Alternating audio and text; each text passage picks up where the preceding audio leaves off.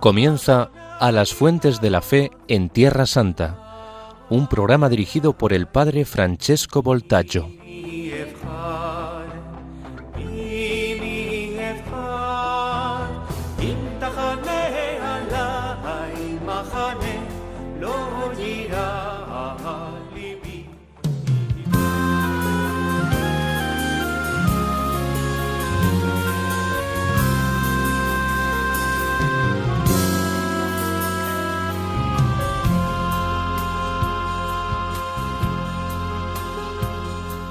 למען החי ורעי, למען החי ורעי,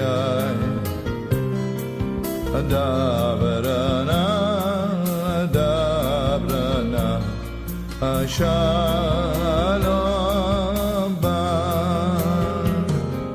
למען החי ורעי, למען החי ורעי, אדברנה, אדברנה, שלום בא.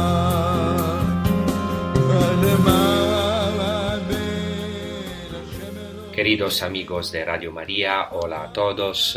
Hoy hemos empezado este nuevo episodio con un canto intitulado Lemaan Achai Vereai de un rabino que se llama Shlomo Carlebach. Es un canto tradicional judío, lo que nosotros llamamos un canto de las ascensiones o de las subidas o de los cantos graduales, en hebreo Shir HaMa'alot, canto de las subidas, porque los judíos lo cantaban y hasta hoy lo cantan, pero especialmente en la época del Segundo Templo, cuando subían hacia Jerusalén, subían al templo. Y justamente hoy quiero hablar de Jesús que sube con la Santa Familia de Nazaret, con sus padres, con San José y la Santa Virgen María, en el templo de Jerusalén cuando tenía 12 años.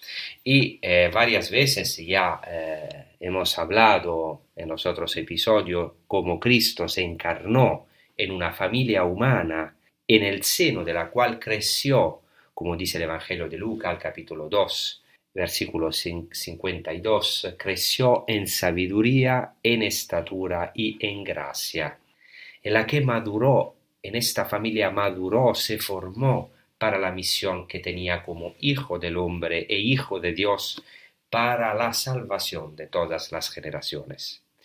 El único acontecimiento que los 4 evangelios se refieren sobre Jesús adolescente se encuentra en el Evangelio de Lucas al 2 capítulo, en el que se narra la peregrinación emprendida por la Sagrada Familia en ocasión de una fiesta de Pesaj, o sea de Pascua, cuando Jesucristo tenía 12 años, en donde la Santa Familia subió al templo de Jerusalén. Se trata, entonces, hoy tratamos de Jesús que es hallado en el templo mientras enseña a los doctores del templo.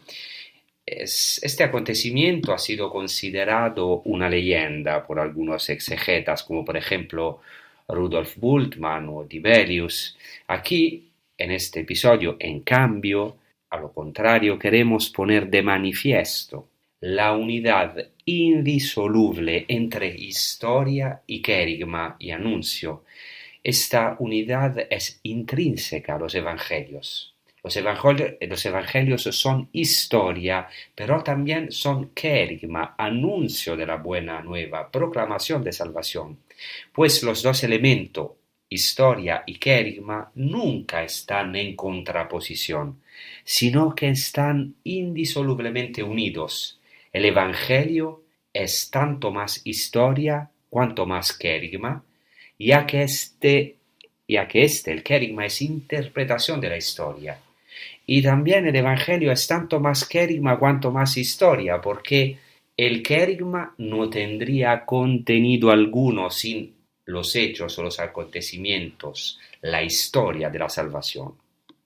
Si no fuese así, nuestra fe se reduciría a una filosofía, a una gnosis, a un mensaje solamente. El querigma sin historia se convierte en mito o en mera doctrina, y la historia sin querigma se convierte en una crónica desnuda. En realidad, muchos detalles de la narración sobre Jesús hallado en el templo están lejos, muy lejos de ser legendarios. Como veremos, entre estos acontecimientos está la peregrinación anual a Jerusalén, o sea, algo que cada año tenía que hacer el judío, el buen judío a la época de Jesús, y el evangelista Lucas insiste sobre el hecho de que la Sagrada Familia va a Jerusalén como una costumbre fija. Después hay otros detalles históricos, como por ejemplo el detalle de la caravana de los peregrinos, la alusión a un lugar del templo en el que se enseñaba, la edad de Jesús en la que se produjo el evento, la discusión entre los doctores e incluso el particular de que Jesús estaba sentado entre los doctores del templo.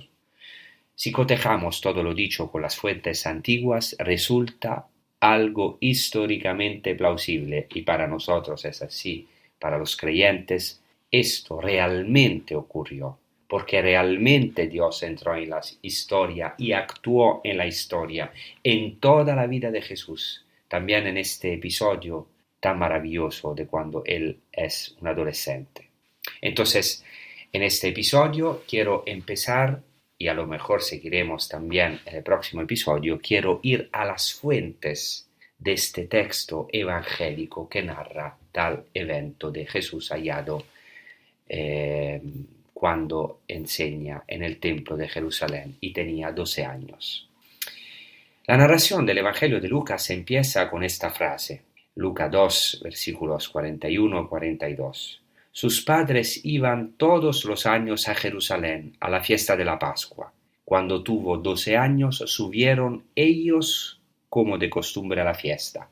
Estamos, por tanto, en la fiesta de Pascua, en hebreo Pesach, y la Sagrada Familia de Nazaret sale en peregrinación hacia Jerusalén, sube a Jerusalén. Es un viaje de unos 150 kilómetros desde la Galilea que, haciéndolos a pie, se podía recorrer en 5 o 6 días. La peregrinación es un elemento fundamental de la fe judía y lo era especialmente en tiempos de Jesús, cuando el templo todavía estaba en pie antes de su destrucción en el año 70 después de Cristo. La Torá, o sea, el Pentateuco, prescribe subir a Jerusalén en ocasión de 3 fiestas anuales judías. La fiesta de Sukkot, o sea, que quiere decir tiendas o cabañas. Segundo, la fiesta de Pesach, que quiere decir Pascua o también Ácimos, es también la fiesta de los ácimos. Y Shavuot, que quiere decir semanas, o sea, la fiesta de Pentecostés. Y así se establece, por ejemplo, en el libro de Deuteronomio al capítulo 16. Así dice el Señor, ordena el Señor a Israel, 3 veces al año se presentarán todos tus varones ante el Señor tu Dios, en el lugar elegido por Él, en la fiesta de los ácimos, en la fiesta de las semanas y en la fiesta de las tiendas. Nadie se presentará ante el Señor con las manos vacías, sino que cada cual ofrecerá el don de su mano según la bendición que el Señor tu Dios te haya otorgado.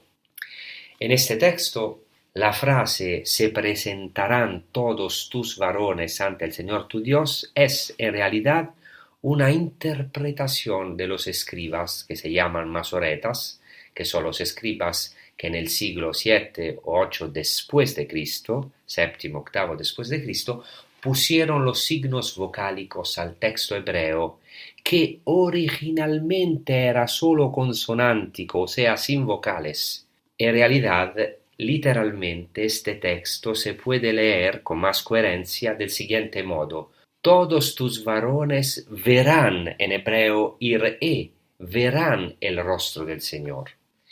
Y entonces estos escribas, los masoretas, vocalizaron el texto de manera diferente, de manera que no se entendiese que el hombre puede ver el rostro de Dios. Así leyeron: todos tus varones serán vistos por el rostro del Señor, en hebreo yerae, serán vistos. Pero literalmente, según el texto consonántico, se dice que todos tus varones verán el rostro del Señor. ¿Qué quiero decir? Quiero decir que en los tiempos de Jesús, la subida al templo del Señor está considerada como en un encuentro con Adonai, con el Señor, con el Dios vivo, y como un ver el rostro del Señor. Y volveremos sobre este detalle tan importante. Estas tres fiestas de peregrinación, o sea, la Pascua, la Pentecostés y la fiesta de las tiendas, son denominadas en la Biblia, en hebreo, Shalosh Regalim, literalmente 3 pies, que hay que entender también como 3 veces. Esta expresión es interpretada con relación a la instrucción de la peregrinación hasta la ciudad santa, Jerusalén, que hay que cumplir a pie. Y no es una casualidad que el Evangelio de Lucas, que narra a Jesús hallado en el templo, empiece con el verbo griego eporeuonto, que se puede traducir como iban. La Biblia de Jerusalén, por ejemplo, lo traduce así, pero que se puede traducir literalmente, es mejor, con caminaban. Era un caminar, ponerse en el camino para ver el rostro del Señor.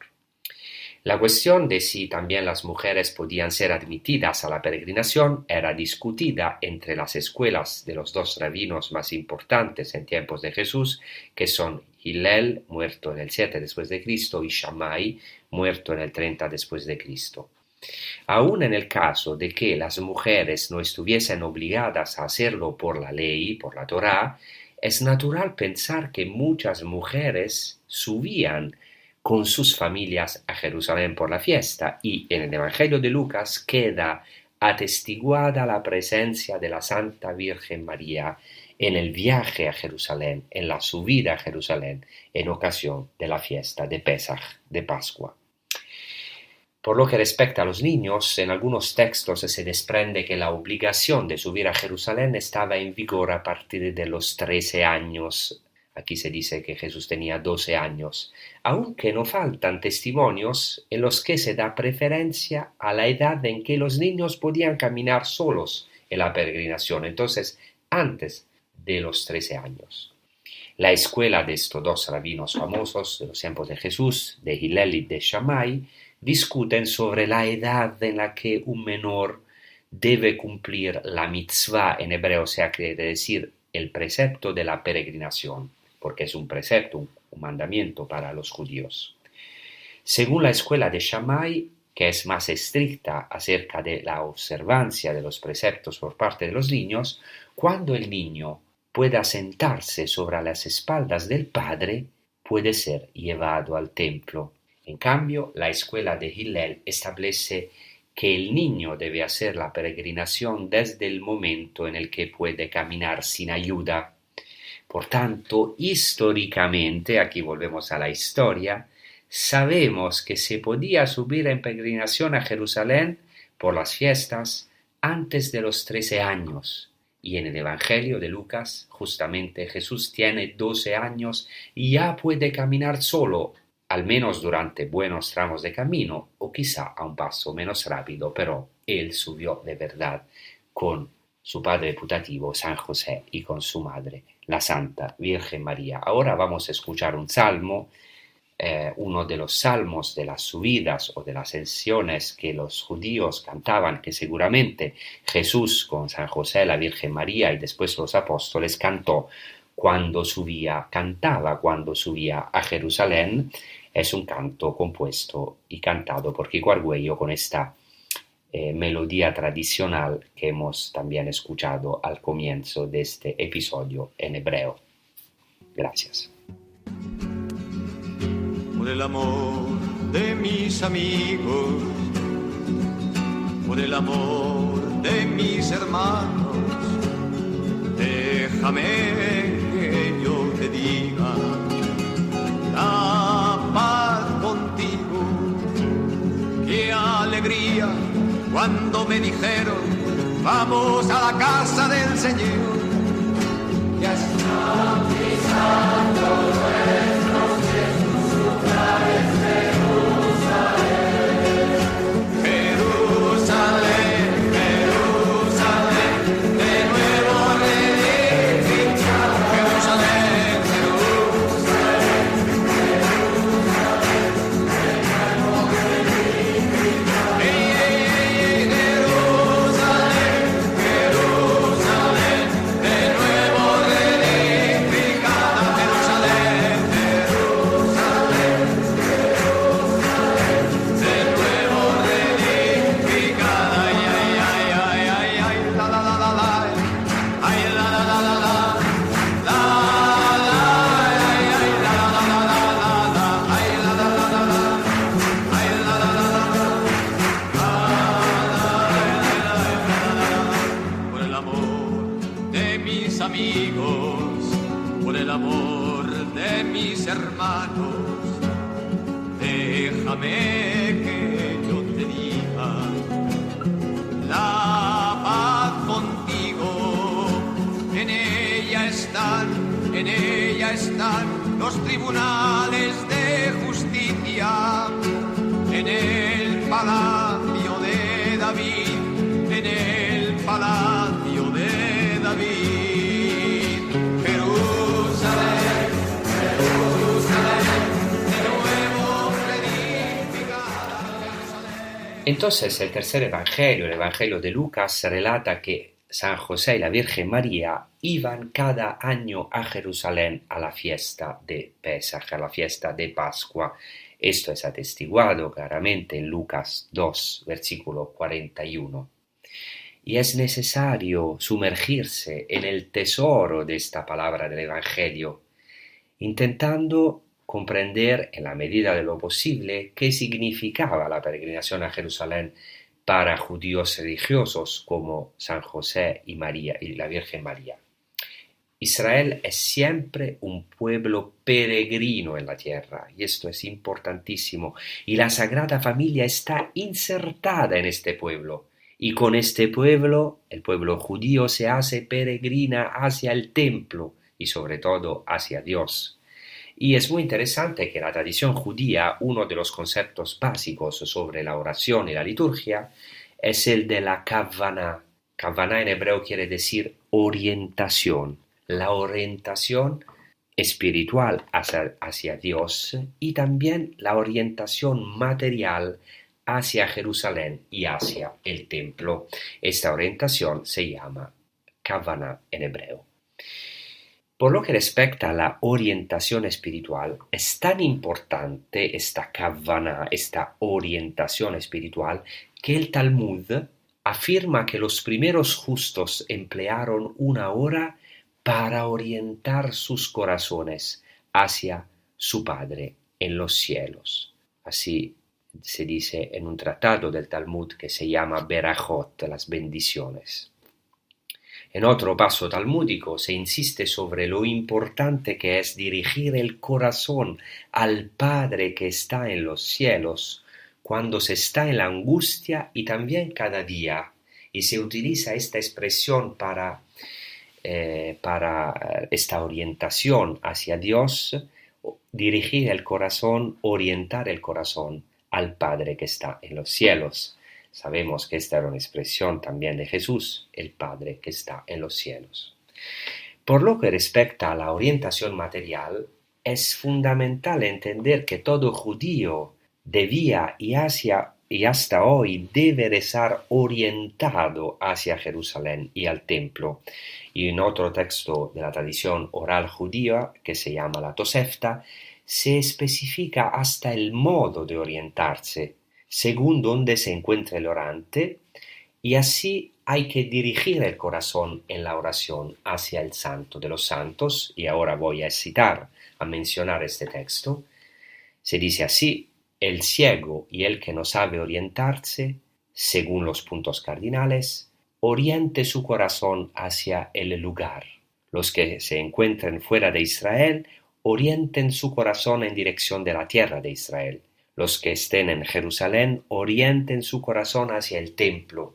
Los que están en el templo orienten su corazón hacia el Santo de los Santos. Así fueron hallados aquellos en el norte con sus rostros vueltos hacia el sur, aquellos en el este con sus rostros vueltos hacia el oeste, aquellos en el oeste con sus rostros vueltos hacia el este, y así todos los israelitas fueron hallados hacia un único lugar en el momento de orar.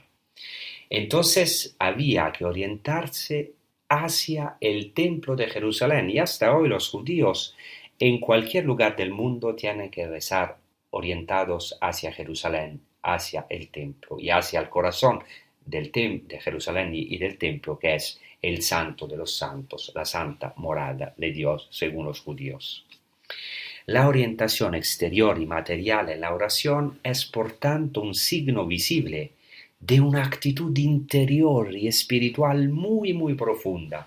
Se trata de dirigir el propio corazón hacia el único auténtico lugar, o sea, Dios mismo, que es nuestro lugar. En la tradición judía hay una estrecha relación entre el cuerpo del hombre y el templo. El templo constituye el fundamento de la Kavaná y de la orientación. Y quiero ahora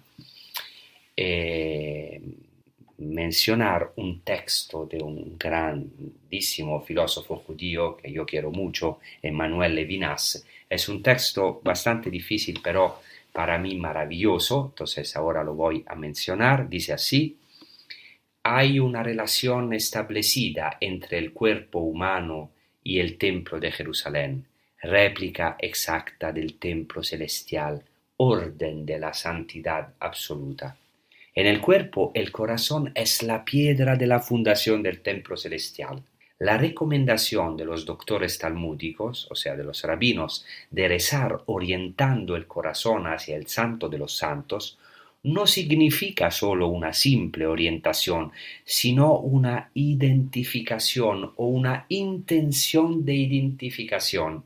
Es necesario transformarse en el mismo santuario, en el lugar de la santidad absoluta, en el responsable de toda santidad.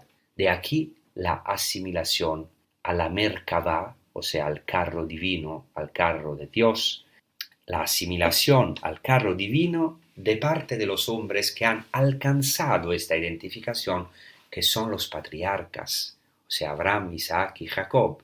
Y termina así Emmanuel Levinas: los patriarcas son la misma Merkavá, son ellos el carro de fuego divino que es orientado hacia el cielo.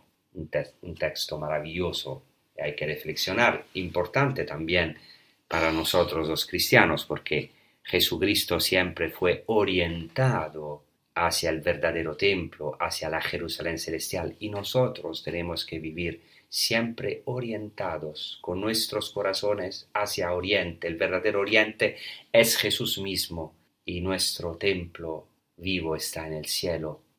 Tenemos que tener nuestros ojos fijos en la Jerusalén celestial. En la Mishnah, otro texto muy importante judío, a la elevación de los ojos al cielo en la oración debe corresponder la orientación del corazón y, por tanto, como dice la Mishnah, la sumisión a la realeza divina, a Dios como Rey. Esta concepción está difundida en la literatura rabínica, porque se dice que en el judaísmo, en la literatura rabínica, que quien reza debe dirigir su corazón hacia el cielo y considerar como si la Shejinah, o sea, la presencia divina, la morada divina, estuviese delante de él. Entonces las palabras de la oración reciben valor de la intención del corazón. Por tanto, la Kavaná en el judaísmo es mucho más que una orientación física. Representa el dirigir profundamente el espíritu hacia el cielo, hacia Dios mismo, porque en la tradición judía el templo de Jerusalén es la puerta del cielo. Y así, para la Sagrada Familia de Nazaret, subir al Monte Santo de Jerusalén equivalía a subir hacia el rostro radioso de Dios. No es de extrañar, pues, que en el Evangelio de Lucas se utilice el verbo griego anabaino, o sea, subir, precisamente para expresar la peregrinación de la Sagrada Familia para la fiesta. El equivalente hebreo alá, que quiere decir subir, es de absoluta importancia para los judíos.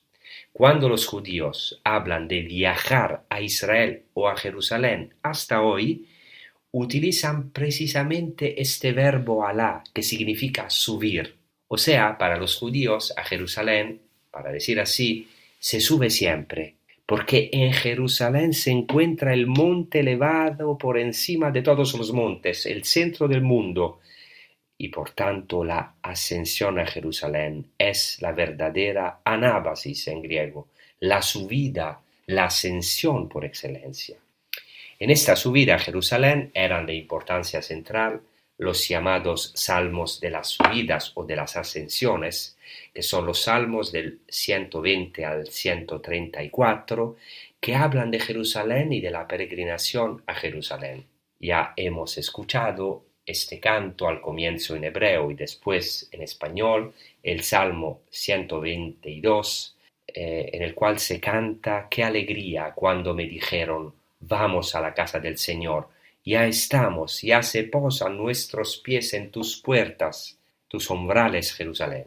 Y estos salmos de peregrinación se proclamaban cuando se subía a Jerusalén y ciertamente, como ya he dicho, San José, la Santa Virgen María y Jesús los recitaron de memoria porque conocían de memoria estos salmos. El autor del tercer evangelio, o sea, el evangelista Lucas, nota que los tres se subieron a Jerusalén a la fiesta como de costumbre, y no se puede pasar por alto ningún detalle del evangelio.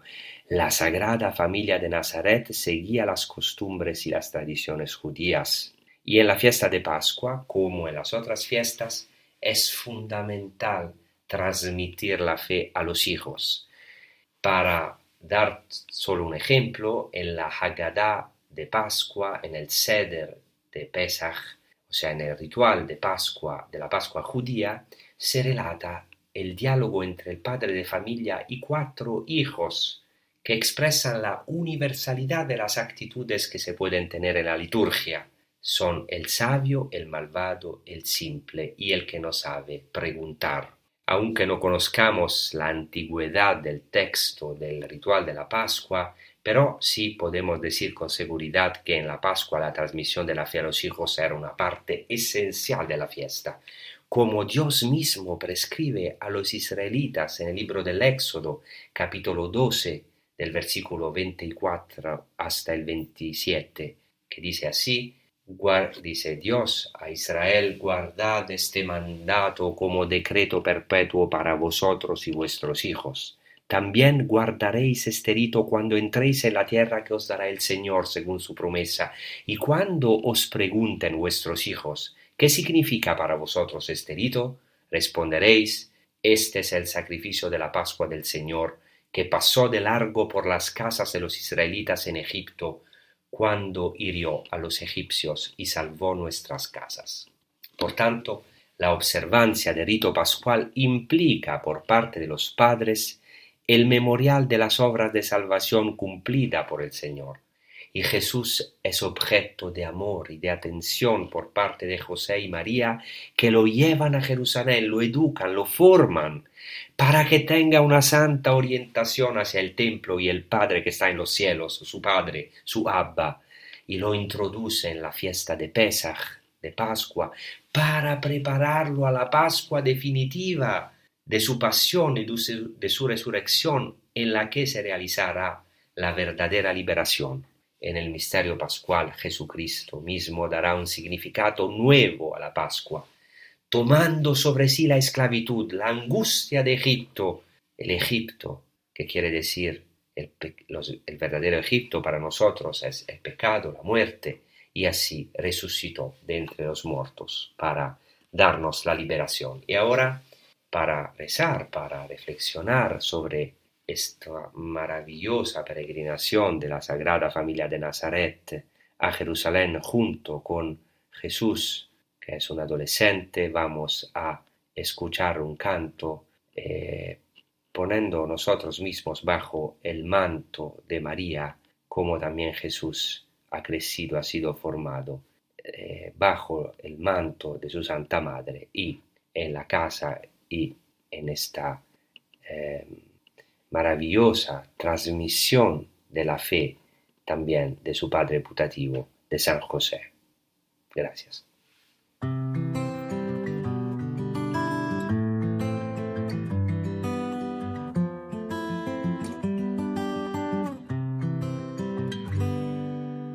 Madre, que vale todo el universo y el poder, frente a una sola llaga de tu hijo. Madre, que ven tus ojos cuando lloras junto a él, cuando le besas todas las heridas. Madre, quiero ver lo que tú ves. Madre, ¿a dónde fueron las palabras que escuché? ¿A dónde fue el calor de sus latidos? Madre, ¿a dónde fue tu amado? Yo lo buscaré y lo pondré al abrigo de tus brazos. Madre, donde Dios quiso nacer. Me celen tus brazos esta noche como ayer, bajo el frío y el misterio de Belén. Solo con su sangre volveremos a nacer, con la sangre de Jesús de Nazaret. Madre del camino de la cruz, guárdame en tus brazos esta noche junto a él. Venceremos a la muerte con la fe. Calmaremos juntos el deseo que escuché de sus labios que aún repiten: tengo sed. De sus labios que aún me dicen: tengo sed.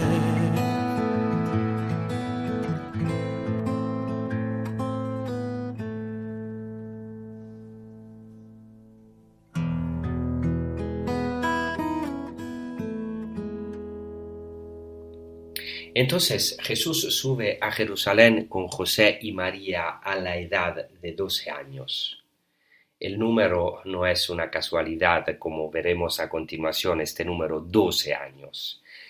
En el judaísmo actual, cuando un niño cumple 13 años, se dice que es en hebreo un bar mitzvah, un hijo del precepto. Y cumplir de 13 años es celebrado mediante un rito. Cuando el niño tiene 13 años se cumple un rito que es denominado precisamente bar mitzvah, en el que el niño canta por primera vez en la lectura pública sinagogal, en la sinagoga, una porción de la Torá, o sea, una porción del Pentateuco de la Sagrada Escritura, de los primeros 5 libros de la Biblia. En cambio, las niñas celebran un año antes, a los 12 años, la Bat Mitzvah, que quiere decir hija del precepto. Por tanto, en la Bar Mitzvah, el niño de 13 años sube, y hoy en día todavía se utiliza este término, sube al ambón sinagogal, de donde se proclama la palabra de Dios, denominado en hebreo Beimá, y canta solemnemente un paso de la Sagrada Escritura, de la Torá, del Pentateuco, con emoción grande, emoción suya y de todos los que asisten a esta celebración. Y a continuación el niño puede dar también lo que se llama en hebreo una Dvar Torah, o sea, una palabra sobre la ley, sobre la Torá. Es decir, puede comentar la Biblia o interpretarla exactamente como hizo Jesús con los doctores del templo. Y desde esta celebración de la Bar Mitzvah, el muchacho judío toma sobre sí oficialmente, como se dice, el yugo de la Torá, o sea, de la ley de Dios. el yugo de la ley de Dios, porque de este momento está obligado a cumplir los 613 preceptos de la Torá, de la ley judía. Y es digno de mención una cosa particular, que entre los judíos de Marruecos, la Bar Mitzvah, esta celebración, se hace a los 12 años y no a los 13. Y también aquí, al igual que en otras comunidades, el niño debe sostener un examen ante los expertos de la Torá, o sea, antes podemos decir los doctores de la ley.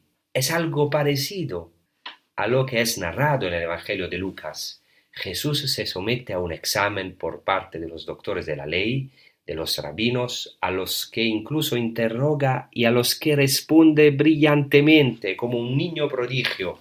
Tanto es así que suscita su admiración. No sabemos si en tiempos de Jesús ya se había instituido el rito de la Bar Mitzvah, esta celebración. Probablemente todavía no existía un ritual, pero, o por lo menos un ritual fijo, pero ciertamente se daba una formación religiosa del niño, una iniciación a las escrituras, así como un momento en el que, alcanzada la edad madura, podía proclamar, leer solemnemente la Torá y participar en la liturgia, un momento a partir del cual estaba llamado a cumplir los mandamientos, a llevar el yugo del reino, como lo llama la tradición judía más antigua, que habla del yugo del reino de Dios. Es muy interesante que en su autobiografía, Flavio Josefo, historiador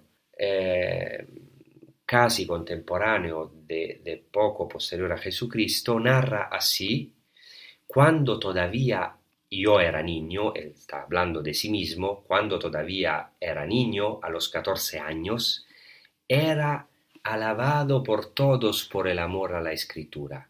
Los sumos sacerdotes y los principales de la ciudad se reunían siempre conmigo para conocer cosas más exactas sobre los preceptos de la Torá, de la ley. Hasta aquí, Flavio Josefo. Y aquí tenemos un paralelo interesantísimo en el que Flavio Josefo, casi contemporáneo de Jesús, presume de que todos acudían a escuchar sus interpretaciones de la Torá, de la ley, cuando tenía solo 14 años. Y entre los que acudían a escucharle se encontraban también los sacerdotes y los principales de la ciudad, es decir, también los doctores de la ley. Y estos estaban interesados en transmitir la fe a los hijos y a notar también que jóvenes tenían una sabiduría particular. ¿Por qué? Porque esperaban fervientemente al Mesías, quien debía dar una nueva interpretación de la Torá. Y el Mesías ya podía encontrarse entre ellos. Entonces era necesario examinar a los jóvenes, esperando y buscando al Mesías entre sus hijos. En la tradición bíblica y posteriormente la tradición rabínica se señala frecuentemente que un sabio puede ser de joven edad. Pensemos, por ejemplo, en el Antiguo Testamento, en José del Antiguo Testamento, y en la sabiduría que le fue concedida entre sus hermanos. Pensemos en David, en el rey David, escogido cuando todavía era un niño. Pensemos en Salomón, el rey Salomón, que cuando todavía era un chico, pide a Dios el don de la sabiduría y lo obtiene de él. Pensemos en Daniel, el joven sabio que salva a Susana del falso y inicuo testimonio de los jueces ancianos. Pensemos en el profeta Jeremías, que recibió su vocación cuando era un jovencito. Y en el Salmo 119, el orante reconoce, el salmista dice: «Más sabio me haces que mis enemigos por tu mandamiento, que por siempre es mío. Tengo más prudencia que todos mis maestros, porque mi meditación son tus dictámenes».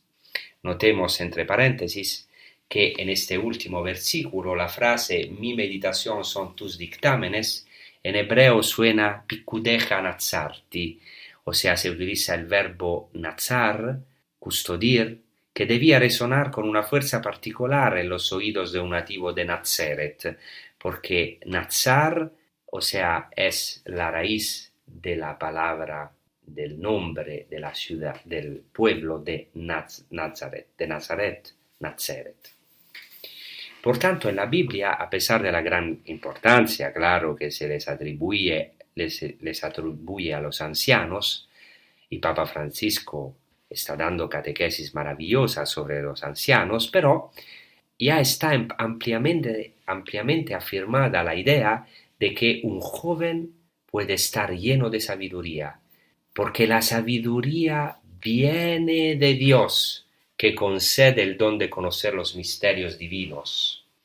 En la línea de esta concepción bíblica, también la tradición rabínica reconoce al niño la posibilidad de estar inspirado especialmente por Dios. Fijaos que en los tiempos de Jesús, un niño podía desempeñar el cargo de traductor en la sinagoga. En arameo se dice meturgeman, es decir, podía traducir al arameo la lectura de las escrituras que se hacía en hebreo para toda la asamblea sinagogal. Además, en el judaísmo, desde que uno es niño, puede ser admitido a participar en las discusiones de los sabios y de los doctores de la Torá. De hecho, en la tradición, un papel fundamental lo desempeña la discusión entre los rabinos, que en hebreo es llamado vikuach, disputa, o también machloket, o sea, debate, discusión. El motor y la riqueza de la tradición oral judía, de los textos judíos, son precisamente las discusiones, las posiciones diferentes de los maestros que, aun estando a menudo en desacuerdo, expresan la profundidad de la verdad divina que no puede ser abrazada por un único individuo o por la univocidad de una sola interpretación. Y el mismo Evangelio refiere muchas discusiones entre los maestros del tiempo y Jesús, como también entre sus mismos discípulos. Ahora, queridos amigos, vamos a escuchar algo de muy importante. En este tiempo es un tiempo de la maratón, o sea, en la cual nosotros queremos subrayar la importancia, el grandísimo servicio que está haciendo Radio María en España, en el mundo, y Radio María vive solamente de las ofrendas, nuestras ofrendas, también nosotros.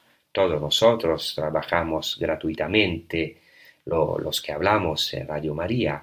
Eso no lo decimos, o sea, como para nosotros es un honor, ¿no?, participar a Radio María, pero queremos subrayarlo porque es muy importante escuchar este anuncio y también ayudar Radio María con nuestras oraciones, y también quien tenga la posibilidad sostener esta gran obra de la Iglesia que ayuda a muchísima gente, muchas veces de manera escondida. Sabemos que muchísimos escuchan a Radio María, pero también hay mucho bien que es escondido, que se hace difundiendo la palabra de Dios, anunciándola a toda parte también. Gracias a este instrumento tan precioso, inspirado por Dios, que es Radio María. Gracias. Os invito a escuchar bien. No tienen vino, dijo María a Jesús al detectar la necesidad en las bodas de Caná. De la misma manera, la Virgen ve hoy dónde falta el vino del Evangelio de su Hijo o dónde no se ha servido todavía.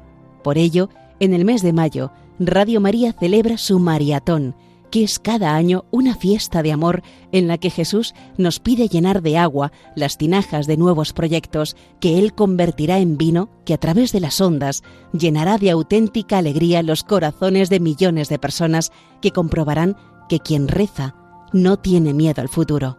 ¡Qué privilegio! Recoger dones para que el Señor pueda hacer milagros. ¿Quieres tú también formar parte en esta fiesta? Colabora. Puedes hacerlo sin moverte de casa, con una simple llamada al 91 822 8010 o a través de nuestra página web www.radiomaria.es, donde verás los números de cuenta a donde podrás realizar una transferencia bancaria o a través de pasarela de pago con tarjeta. Además, tenemos disponible el método de pago Bizum. Y si quieres que tu donativo desgrave, no olvides indicar tus datos personales, incluido tu NIF.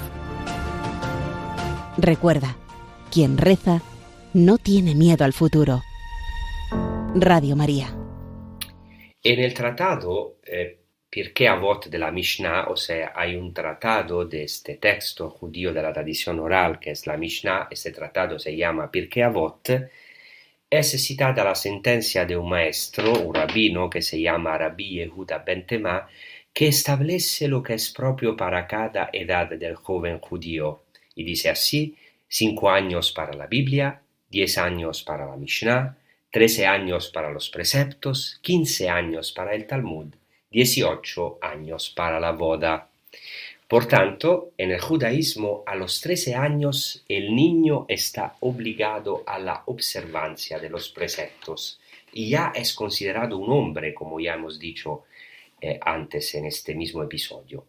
Por ejemplo, en el libro de la Génesis 34:25, Leví es llamado hombre junto a sus hermanos cuando, según los rabinos, tenía 13 años.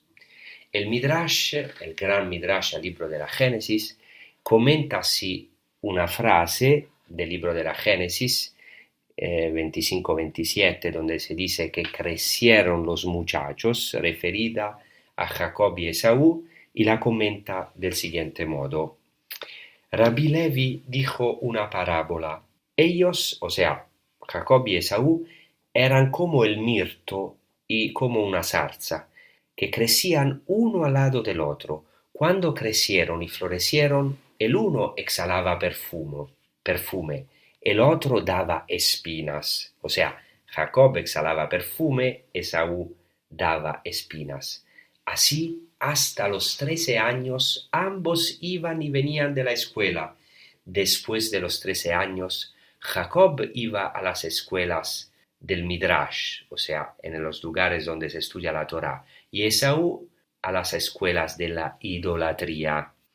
También el Evangelio de Lucas, en 2 ocasiones, hace referencia al crecimiento de Jesús en sabiduría. Y el Midrash insiste en que a los 13 años, que es una edad siempre crítica para los jóvenes, se empieza a elegir en la vida, e en particular con respecto a Dios. Entonces es una edad que es crucial para el futuro. Y el Midrash anteriormente referido continúa así, citando una opinión, una sentencia de otro rabino que se llamaba Rabbi Eleazar. Dice así: un hombre debe estar pegado a su hijo hasta los 13 años. Desde esta edad en adelante debe decir: bendito el que me ha liberado del castigo de este. ¿Qué quiere decir? Esto no significa que un padre deba desinteresarse del hijo, sino que el hijo, al cumplir los 13 años, ya está considerado capaz de escoger libremente y conscientemente, y en consecuencia es responsable de sus acciones. En otro Midrash Avot de Rabbi Natán, se narra que al cumplir los 13 años, Rabbi Akiva, un gran rabino, enseñaba la Torá, la ley de Dios, a muchos, y el Evangelio de Lucas presenta a Jesús que con 12 años discute con los doctores del templo. Ahora bien, aunque las fuentes judías indican claramente los 13 años como la edad madura para la obligación de los preceptos, sin embargo otorgan una cierta importancia al hecho de que al cumplir los 12 años ya se llega a la madurez.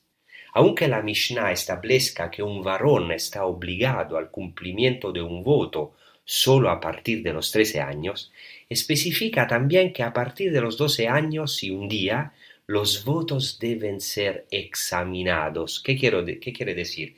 Quiere decir que cuando un niño judío había cumplido 12 años, su voto no era válido automáticamente. Debía examinarse el significado de su voto y en nombre de quién lo había hecho, para entender si este voto era o no vinculante. Entonces, si bien no es cierto que estas normas estuviesen ya en vigor en tiempos de Jesús, nos ofrecen el trasfondo general de la acción cumplida por el niño Jesús como un voto que hizo. Y esto explica la dura palabra que dirigió a sus padres: ¿por qué me buscabais? ¿No sabíais que yo debía estar en la casa de mi padre? Y así Jesucristo declara desde la edad de 12 años que está entregado totalmente a las cosas del Padre, como si no pudiese hacer otra cosa. Y el Talmud de Babilonia refiere una tradición según la cual un hombre está invitado a tratar con gentileza a su hijo hasta los 12 años, pero a partir del cumplimiento de los 12 años se le exhorta literalmente a que descienda con él a su vida, o sea, es decir, lo castigue según sus acciones. Y esto es interpretado en el sentido de que a los 12 años el hijo está considerado responsable de sus acciones y el padre lo puede tratar con mayor severidad. Y en otro paso del Talmud se afirma que se acostumbra a ejercitar a los niños al ayuno del gran día de la expiación, del Yom Kippur, y que según las normas rabínicas a los 12 años ya pueden ayunar completamente. Esto significa que los niños con 12 años se les preparaba a cumplir los preceptos de la ley que el año siguiente estarían obligados a cumplir. Es muy interesante que en una recensión larga de la Carta a los Cristianos de Magnesia, de San Ignacio de Antioquia, estamos a principios del siglo II, se añade, con la finalidad de exhortar a no despreciar la joven edad de un obispo, se añade el dato bíblico que el profeta Daniel a los 12 años fue invadido por el Espíritu, que Samuel a su joven edad recriminó al anciano Elí de 90 años y que Salomón juzgó entre las dos mujeres cuando solo tenía 12 años. Y también Flavio Josefo refiere que el profeta Samuel empezó a profetizar cumplido los 12 años y recibió la vocación a 12 años. Y Flavio Josefo refiere también que Salomón a los 12 años dio muestras de su piedad y justicia, invitando al pueblo a rechazar la idolatría y a dar culto al Señor como un verdadero anciano. Y el Midrash, el gran Midrash al libro del Éxodo, el Midrash Shemot Rabbah, refiere la opinión de Rabbi Jama, según la cual Moisés fue arrancado de la casa de su padre a los 12 años, de manera que los israelitas no pensasen que había aprendido de su padre lo que en realidad el Señor le reveló.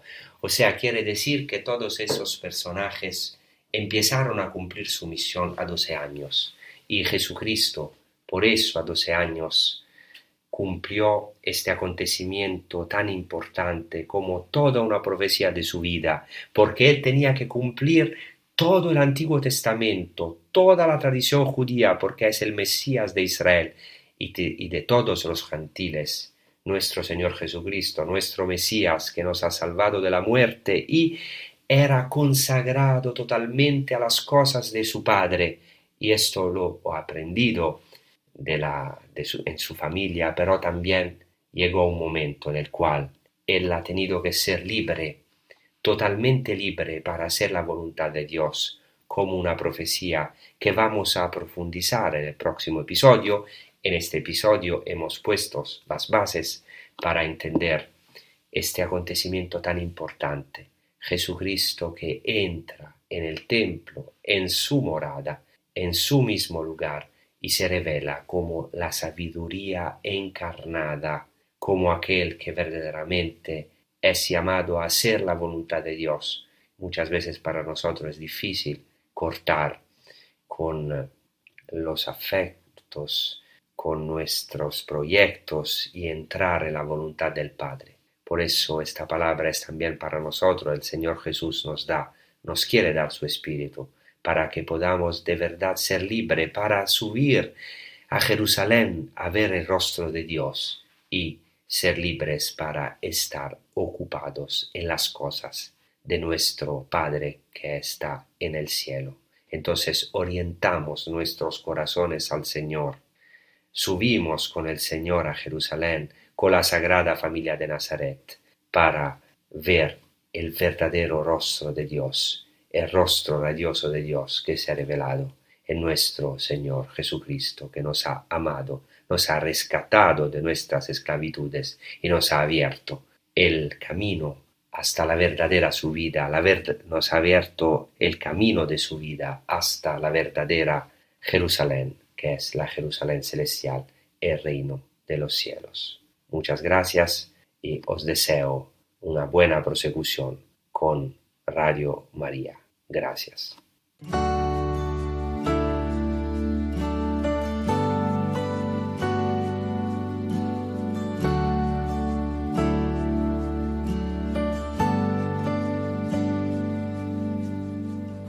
Quiero caminar contigo, María, pues tú eres mi madre, eres mi guía. Tú eres para mí el más grande ejemplo de santidad, de humildad. Quiero caminar contigo, María, no solo un momento, todos los días. Necesito tu amor de madre, tu intercesión ante el Señor. Guía mis pasos.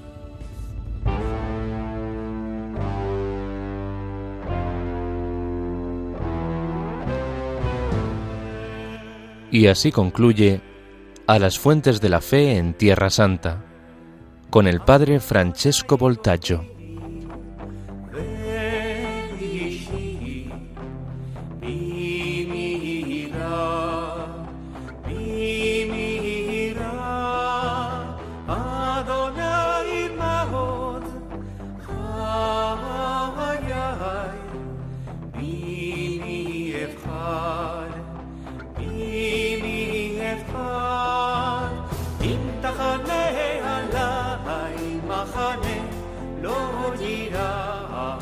ליבי אם דקום עליי